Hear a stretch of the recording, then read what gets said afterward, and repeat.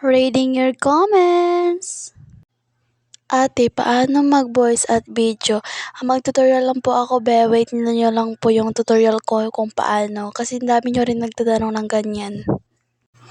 Love your videos. Thank you po, Sheila Simbajon. And sana patuloy ka rin pong sumusuporta sa akin dahil alam kong palagi ka lang nagko-comment sa mga videos ko. And big supporter po ako. Thank you sa'yo, Sheila. Sana patuloy mo pa rin akong susuportaan. Thank you talaga. Paano po ba kayo nagvo-voice over at nagbi-video? Wait na lang po niyo yung tutorial ko po sa pagbi-video at nagre-record.